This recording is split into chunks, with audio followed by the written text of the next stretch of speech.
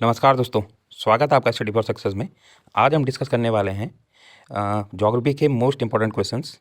अब हम अपनी सीरीज़ को आगे बढ़ा रहे हैं प्रीवियस ईयर पेपर की, ठीक है। यूपीपीएससी के लिए भी इंपॉर्टेंट है, यूपी ट्रिपल एससी के लिए इंपॉर्टेंट है, यूपीपीएससी और आने वाले सभी एग्जामों के लिए ये बेहद ही इंपॉर्टेंट सीरीज़ है। ज्योग्राफी के इंपॉर्टेंट क्वेश्चन है। अभी तक हमने 2 सीरीज़ें कर दी हैं, एक करंट अफेयर के 10 मोस्ट इंपॉर्टेंट क्वेश्चन किए थे और हिस्ट्री के किए थे, ठीक है। आज हम यहाँ पे ज्योग्राफी के क्वेश्चन देखने वाले हैं। चलो उन क्वेश्चनों को देखते हैं कि सबसे पहला क्वेश्चन है कि 2021 में भारतीय राज्यों की संख्या कितनी है। तो भारतीय राज्यों की संख्या इस समय है 28। और इस क्वेश्चन को जानने के लिए आपको जाना पड़ेगा 5 अगस्त। इस डेट को भी जरूर याद रखें आप, 5 अगस्त 2019 को। तो 5 अगस्त 2019 को ऐसा क्या हुआ, एक अध्यादेश जारी हुआ राष्ट्रपति के द्वारा कि आर्टिकल 370 को क्या किया गया, ख़त्म किया गया और जम्मू कश्मीर राज्य को तोड़ दिया गया, 2 टुकड़ों में बांट दिया गया और जम्मू कश्मीर और लद्दाख 2 यूनियन टेरिटरी या केंद्र शासित प्रदेश बना दिए गए। तो पहले भारतीय राज्यों की संख्या थी आपकी कितनी, 29, और जम्मू कश्मीर के हटते ही ये राज्यों की संख्या हो गई आपकी कितनी, 28। अब एक क्वेश्चन ये भी पूछा जाता है कि अब यूनियन टेरिटरी कितनी है। तो पहले यूनियन टेरिटरी आपको पता थी 7 थी, फिर जम्मू कश्मीर और लद्दाख के बनने के बाद टोटल हो गई कितनी, 9।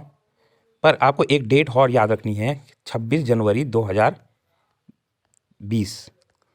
तो क्या हुआ इस डेट को, तो इस डेट को क्या हुआ कि जो आपकी 2 यूनियन टेरिटरी थी, दादरा नगर हवेली और दमन दीप, ठीक है, तो इन दोनों को क्या कर दिया गया, आपस में मिला दिया गया 26 जनवरी 2020 को, और एक यूनियन टेरिटरी बना दी गई दादरा नगर हवेली एंड दमन दीप, ठीक है। और इसकी कैपिटल पूछी जाएगी आपके कि इसकी कैपिटल जो नई यूनियन टेरिटरी बनी है उसकी कैपिटल क्या है, तो उसकी कैपिटल आपकी क्या है, दमन है, ठीक है। अब यूनियन टेरिटरी कितनी हो गई, तो पहले कितनी थी, 7, 2 बन गई थी, तो हो गई थी आपकी कितनी, 9। फिर 2 को आपस में मर्ज कर दिया गया, तो फिर आपकी 1 बनी, तो टोटल अब कितनी रह गई आपकी, 8 रह गई है, ठीक है। 1 को 1 में मर्ज कर दिया गया तो अब कितनी हो गई, 8 यूनियन टेरिटरी, और हमारे कितने स्टेट रह गए हैं, अब 28 स्टेट हैं, ठीक है। चलो अब आगे नेक्स्ट क्वेश्चन देखते हैं। नेक्स्ट क्वेश्चन क्या है कि निम्न में से कौन प्रायद्वीपीय भारत के पठार से संबंधित नहीं है, ठीक है। तो अब आपको पहले यहाँ पे मैप जानना जरूरी है कि अगर आप भारत का मैप देखेंगे कि ये राजस्थान का एरिया हो गया और ये यहाँ पे गुजरात आके और ये आपका ये नॉर्थ ईस्ट, ठीक है। यहाँ देखते हैं तो भारत का आपको भौगोलिक विभाजन पता होगा कि सबसे ऊपर हिमालय है, ठीक है। हिमालय के नीचे फिर आपके पास क्या आ गया, गंगा यमुना के मैदान आ गए, ठीक है। और उसके नीचे का पूरा का हिस्से को क्या बोलते हैं, प्रायद्वीपीय भारत बोलते हैं, ठीक है। ये कहाँ से कहाँ तक फैला हुआ है, तो आपने यहाँ पे देखा हो, देखो एक अरावली हो गया, तो अरावली आपका दिल्ली से पूरा गुजरात तक फैला हुआ है, ठीक है। इसके बाद यहाँ पे आपने देखा होगा मालवा का पठार है, यहीं पे इसके बगल में आपने बुंदेलखंड का पठार देखा होगा, ठीक है। और यहाँ पर यूपी में आपने बघेलखंड का पठार देखा होगा, यहाँ पे कैमूर, भांडेर, रोहतास ये पहाड़ियाँ हैं यहाँ पे, और यहाँ पे आपने देखा होगा एक शिलोंग का पठार, ठीक है। तो ये शिलोंग का पठार से लेते हुए, अरावली से लेते हुए, और यहाँ पे आपने वेस्टर्न घाट देखे होंगे, यहाँ पे ईस्टर्न घाट देखे होंगे, ठीक है। और यहाँ पे आपने देखा होगा विंध्य और सतपुड़ा, और यहाँ बीच में आपने देखा होगा दक्कन का पठार, और यहाँ पे देखा होगा कर्नाटक का पठार, और यहाँ पे आंध्र प्रदेश के थोड़ा ऊपर देखोगे, यहाँ पे आंध्र प्रदेश और कर्नाटक यहाँ बॉर्डर पे आपने देखा होगा रायलसीमा का पठार, ठीक है। तो ये सारे के सारे पार्ट किसके हैं, इसको बोलते हैं प्रायद्वीपीय भारत का भाग है ये, ठीक है। तो इसमें कौन कौन सा है, देखो हमने यहाँ मैप में देख ही लिया, तो दक्कन का पठार इसका भाग है, ठीक है। पश्चिमी घाट भी क्या आपका प्रायद्वीपीय भारत का भाग है, ठीक है। बुंदेलखंड की जो उच्च भूमियाँ हैं वो भी आपका किसका है, प्रायद्वीपीय भारत का क्या है, भाग है। तो जो मारवाड़ की उच्च भूमियाँ हैं, ठीक है, ये इसका भाग नहीं है, किसका, प्रायद्वीपीय भारत का। तो इसका आंसर हो जाएगा आपका मारवाड़ की उच्च भूमियाँ। अब हम यहाँ पे नेक्स्ट क्वेश्चन देखते हैं कि निम्न युग्मों में से कौन सुमेलित नहीं है।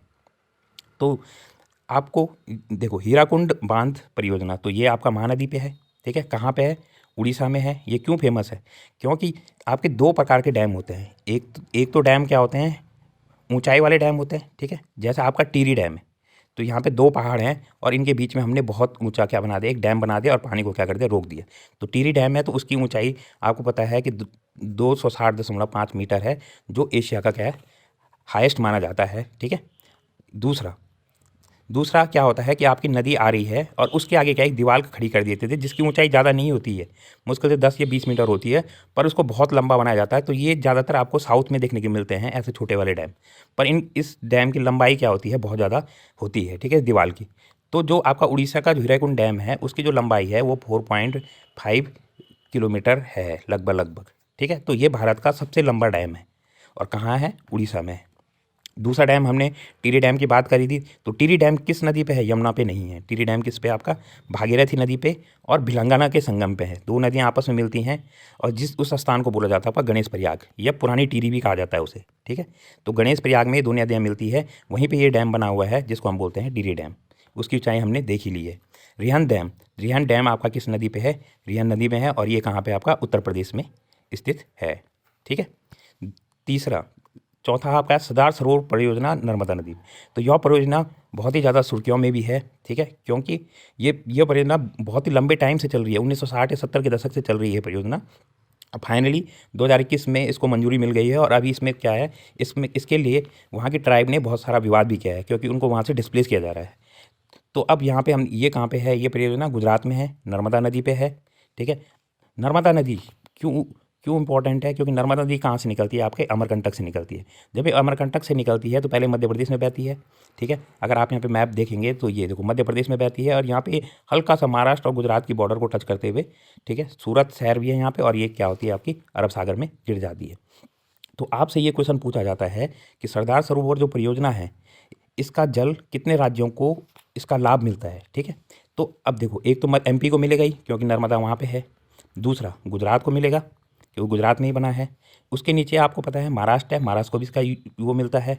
और ऊपर जो राजस्थान है, राजस्थान को भी इसका पानी जाता है। तो ये क्वेश्चन यूकेपीएससी में, यूपीपीएससी में बार बार रिपीट हुआ है कि सरदार सरोवर परियोजना का फ़ायदा किन किन स्टेट को मिलता है। तो आप देख सकते हैं महाराष्ट्र, राजस्थान, मध्य प्रदेश और गुजरात, ठीक है। तो ऐसे क्वेश्चन बार बार रिपीट होते हैं, तो इनको विशेष ध्यान रखें। चलो नेक्स्ट क्वेश्चन देखते हैं हम यहाँ पे। आप इंग्लिश में देखना चाहते हो तो इंग्लिश में भी देख सकते हैं, और हिंदी में हम इनको हिंदी में डिस्कस करते हैं, ठीक है। नेक्स्ट क्वेश्चन देखते हैं। तो नेक्स्ट क्वेश्चन देखो, ये क्वेश्चन आपका है कि एरिया के अनुसार इन राज्यों को क्या करना है? व्यवस्थित करना है, बढ़ते हुए क्रम में लगाना है, ठीक है। पर ये ऑप्शन यहाँ पे पूरे के पूरे क्या हैं? गलत हैं। तो हम इसको सीधे डिस्कस करते हैं। तो एरिया के हिसाब से देखते हैं कि सबसे बड़ा राज्य कौन है भारत में। तो एरिया के हिसाब से आपको पता है कि सबसे बड़ा राज्य कौन है? राजस्थान है, ठीक है। राजस्थान के बाद कौन है? राजस्थान के बाद आपके पास कौन आता है? ठीक है, एमपी आता है। मध्य प्रदेश के बाद आपका कौन सा आता है? महाराष्ट्र, ठीक है। महाराष्ट्र के बाद आपके पास कौन आता है? यूपी, ठीक है। और यूपी के बाद फिर आपका चलता रहता है, फिर ये गुजरात, ये आपका आगे बढ़ता रहता है। आंध्र प्रदेश, गुजरात, ये चलता रहता है। तो यहाँ पे जो सीक्वेंस है इसको आप मत देखें, ये क्वेश्चन गलत है। तो आप इस सीक्वेंस को याद रख लें, राजस्थान, मध्य प्रदेश, ठीक है। उसके बाद आपके पास महाराष्ट्र, उसके बाद चौथे नंबर पे यूपी, और उसके बाद आपका सीक्वेंस चलता रहता है। तो अगर आप ये चार भी याद रखेंगे तो कैसा भी क्वेश्चन होगा एरिया वाला, तो आपको वो क्या होगा? क्लियर हो जाएगा। नेक्स्ट क्वेश्चन देखते हैं कि निम्नलिखित में से भारत और अफगानिस्तान के मध्य कौन सी सीमा है, ठीक है। तो भारत और अफगानिस्तान के मध्य कौन सी सीमा है, इसको समझते हैं कि, ठीक है। ये भारत का मैप देखते हैं यहाँ पे, ठीक है। जैसे ये भारत का मैप है, और ये मैप इतना अच्छा नहीं बन पा रहा है, कोई नहीं, पर ये पाकिस्तान है, ठीक है। और ये क्या है? आपके पास इंडिया है। और यहाँ पे आपको पता है कि यहाँ पे क्या है? ये अफगानिस्तान लगता है, ठीक है। ये आपका क्या है? अफगानिस्तान है। तो जब भारत स्वतंत्र नहीं था तो ये पाकिस्तान भी भारत का ही क्या हुआ करता था, भाग हुआ करता था।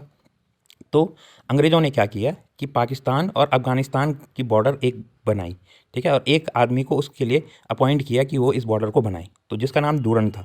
तो उस डूरन के नाम पे उसने एक लाइन सेट की यहाँ पे पाकिस्तान और अफगानिस्तान के बीच में, और उसी लाइन को हम क्या बोलते हैं? Durand line. और आज भी भारत के, अगर आप ये जम्मू कश्मीर वाला एरिया देखेंगे तो यहाँ पे भारत और अफगानिस्तान के बीच में सीमा साझा होती है। अफगानिस्तान भी भारत का एक देश है, भारत का एक पड़ोसी देश है, और मात्र 13 किलोमीटर लंबी एक सीमा है, ठीक है, जो भारत को हल्का सा टच करती है यहाँ पे। और आपको ये भी पता होगा कि ये वाला हिस्सा इस समय अभी भारत के कंट्रोल में नहीं है, ये पाकिस्तान ने कब्जा रखा है, जिसको हम बोलते हैं पाकिस्तान ऑक्युपाइड कश्मीर, ठीक है। और यहाँ पे इधर वाला हिस्सा, जो जम्मू कश्मीर का इधर वाला हिस्सा है, इस वाले एरिया को बोलते हैं हम क्या? Sky chain. और यहाँ पे एक बहुत ही इंपॉर्टेंट ग्लेशियर है इन दोनों पॉइंटों के बीच में, ठीक है। उस ग्लेशियर को बोलते हैं हम सियाचिन ग्लेशियर। तो सियाचिन ग्लेशियर भी आप बिल्कुल याद रखें, क्योंकि सियाचिन ग्लेशियर को भारत ने पाकिस्तान से कब जीता था? 1984 में जीता था। और कौन सा ऑपरेशन चलाया था उसके लिए ऑपरेशन चलाया था ऑपरेशन मेघदूत। इसको ज़रूर आप क्या रखें? ध्यान रखें, ठीक है। अब यहाँ पे बाकी हम बॉर्डर भी देखते हैं कि भारत की, देखो अफगानिस्तान के साथ क्लियर हो गई हमारी बॉर्डर। अगर हम पाकिस्तान के साथ बॉर्डर बोलते हैं तो पाकिस्तान के साथ भारत की 2 सीमाएँ होती, ठीक है। पाकिस्तान के साथ भारत की 2 सीमाएँ हैं। तो ये जम्मू कश्मीर की जो ऊपर वाली सीमा है, जो ये वाला है, इसको बोलते हैं हम लाइन ऑफ कंट्रोल, इसको हम बोलते हैं LOC, लाइन ऑफ कंट्रोल, ठीक है। और पंजाब से लेके पूरे गुजरात तक की जो नीचे वाली सीमा है, इस लाइन को हम बोलते हैं रेड क्लिफ, ठीक है, रेड क्लिफ। आपने एक विद्याबालन वाली मूवी देखी होगी, तो उसमें एक घर का बीच में बंटवारा वाला एक सीन है, तो वो रेड क्लिफ लाइन की ही बात की गई है। ठीक है, तो रेड क्लिफ एक आदमी था जिसने इस सीमा को बनाया था, पंजाब से लेके राजस्थान से लेके गुजरात तक, इसको रेड क्लिफ लाइन बोलते हैं। और इसके ऊपर जम्मू कश्मीर और भारत के बीच में जो सीमा है उसको बोलते हैं लाइन ऑफ कंट्रोल। ठीक है, अब वैसे अगर चाइना के साथ सीमा की बात करें, तो अगर हम यहाँ पे देखते हैं कि चाइना फिर यहाँ, ठीक है, यहाँ से ये नेपाल आ गया और ये अरुणाचल प्रदेश आ गया। तो जो अरुणाचल प्रदेश वाले हिस्से में जो लाइन है भारत और चाइना के बीच में, इस लाइन को बोला जाता है आपका कौन सी लाइन, मैकमोहन लाइन। ठीक है, उस लाइन को क्या बोला जाता है आपका, मैकमोहन लाइन। तो ये हमने के सारे क्या है देख लिए हैं। अब यहाँ पे जो इंपॉर्टेंट है एक पाक स्टेट। तो पाक स्टेट आपको पता होगा कि ये भारत है और यहाँ पे क्या है, श्रीलंका है। इसके बीच में क्या है, एक पानी, क्योंकि पानी है, ठीक है, तो इस पानी यहाँ पे जो गैप है, इस स्टेट को हम क्या बोलते हैं, इस स्टेट को हम क्या बोलते हैं, पाक स्टेट कहते हैं। ठीक है, तो ये बाकी हमने सब देख लिया। अब नेक्स्ट क्वेश्चन देखते हैं 28वां, कि निम्न युगों में से कौन सा सुमेलित नहीं है। तो ये आपके वर्ल्ड की क्या है, नदियाँ दे रखी हैं। ठीक है, तो ओहायो नदी आपकी कहाँ पे है, संयुक्त राज्य अमेरिका या यूएसए में है। ठीक है, डार्लिंग नदी, तो ऑस्ट्रेलिया में दो इंपॉर्टेंट नदी हैं आपके पास, मरे और डार्लिंग। ठीक है, मरे और डार्लिंग। तो संयुक्त राज्य अमेरिका की एक नदी और आप याद रख सकते हैं, मिसिसिपी। ठीक है, मिसिसिपी रिवर और मिजोरी। ठीक है, एक आपने मूवी देखी होगी the billboard of the Missouri, जिसको ऑस्कर भी मिला था। ठीक है, तो मिजोरी जो नदी है आपके पास, तो वो आपकी कहाँ की है, संयुक्त राज्य अमेरिका की है। और एक मिसिसिपी और मिजोरी, ये दो नदियाँ आप याद रखें। ठीक है, डार्लिंग नदी आपकी कहाँ है, ऑस्ट्रेलिया में। तो ऑस्ट्रेलिया में दो नदियाँ हो गई, डार्लिंग और मरे। ठीक है, मरे और डार्लिंग नदियाँ आपकी ऑस्ट्रेलिया में। ठीक है, अब नील नदी आपको पता ही है कि मिस्र का क्या बोला जाता है इसे, मिस्र की जीवन रेखा कहा जाता है नील नदी को। ठीक है, वैसे पूरी अफ्रीका की जीवन रेखा है नील नदी, ईस्ट अफ्रीका की। ठीक है, इस वाले भाग की क्या है, जीवन रेखा है, पर मिस्र की जीवन रेखा किसको बोला जाता है, आपको नील नदी को बोला जाता है। तो अब यहाँ पे नील नदी को देखते हैं थोड़ा सा। ठीक है, अगर हम यहाँ पे अफ्रीका का मैप बनाते हैं, ठीक है, जैसे ये है अफ्रीका में, तो यहाँ पे नील नदी निकलती है। तो नील नदी दो नदियों से मिलकर बनती है, एक को बोलते हैं हम यहाँ पे क्या, वाइट नील, और एक को बोलते हैं ब्लू नील। ठीक है, तो ये वाइट नाइल कहाँ से निकलती है, यहाँ पे एक लेक है विक्टोरिया लेक, विक्टोरिया झील। तो विक्टोरिया झील से निकलती है आपकी वाइट नाइल। ठीक है, नहीं, ये सॉरी, ये जो झील है यहाँ पे, ये झील है आपकी तंगेनिका झील से निकलती है आपकी वाइट नाइल। और जो ब्लू नाइल निकलती है आपकी, वो निकलती है आपकी विक्टोरिया झील से। विक्टोरिया झील कहाँ पे है, ये आपका तंजानिया की बॉर्डर पे है, तंजानिया, यहाँ पे रवांडा। ठीक है, तो यहाँ पे 2-3 देश हैं, युगांडा, रवांडा और तंजानिया, इनके बीच में है आपकी विक्टोरिया झील, जहाँ से निकलती है ब्लू नाइल। और तंगेनिका लेक जो नीचे है, वहाँ से निकलती है आपकी वाइट नाइल। और जब ये आगे दोनों बढ़ती हैं और यहाँ पे एक जगह पे मिलती है, उस जगह को बोलते हैं हम खार्तूम। ठीक है, खार्तूम आपने सुना होगा, सूडान की राजधानी है खार्तूम।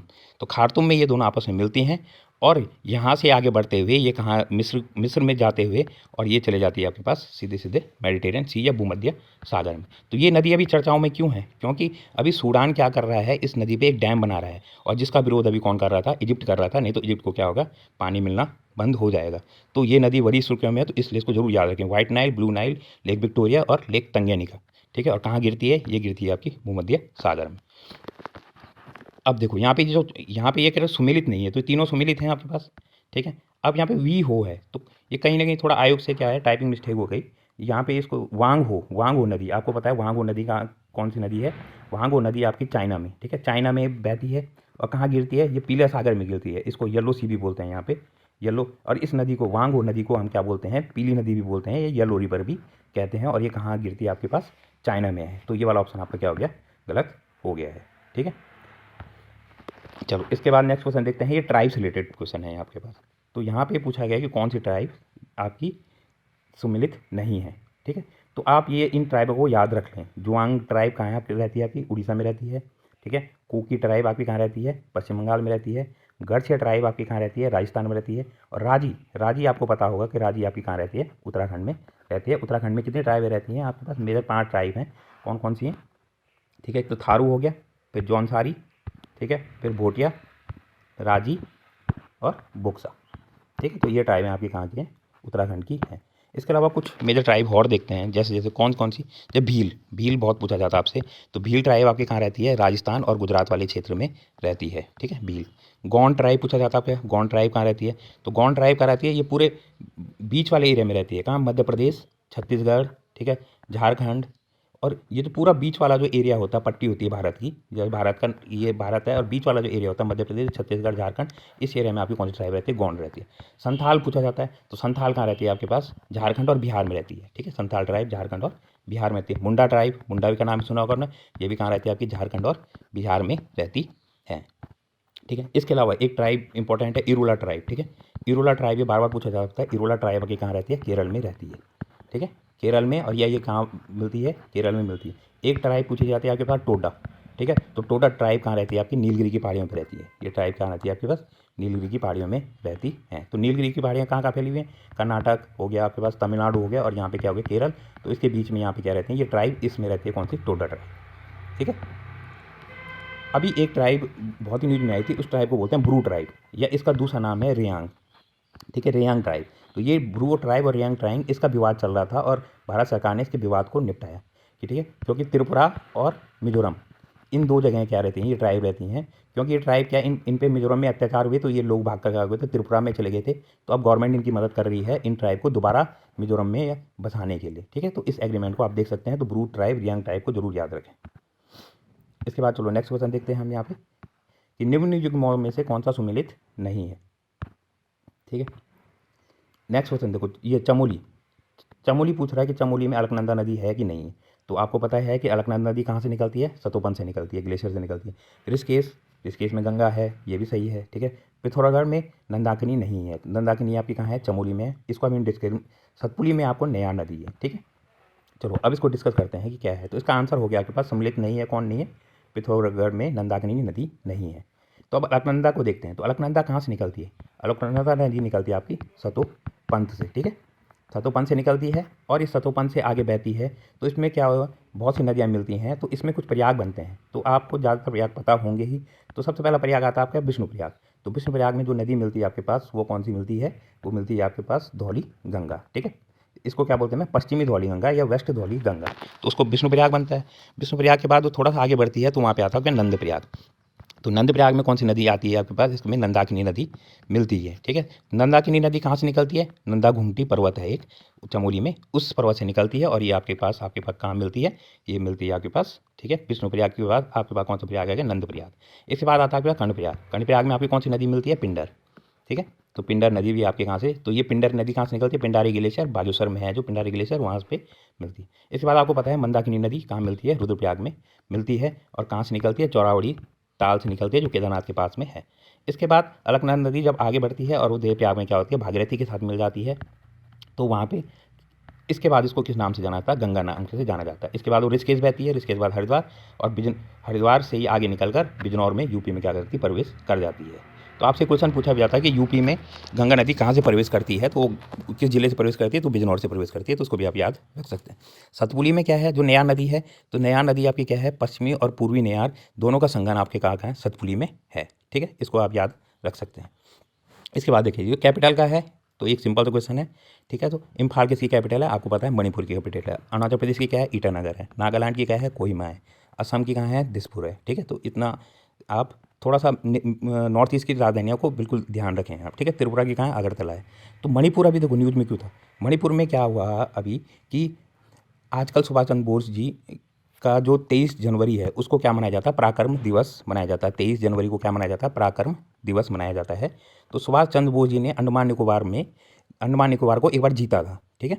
तो अंडमान निकोबार में जो हाईएस्ट चोटी है अंडमान निकोबार की जो हाईएस्ट पीक है, ठीक है, चोटी है, उसका नाम क्या था?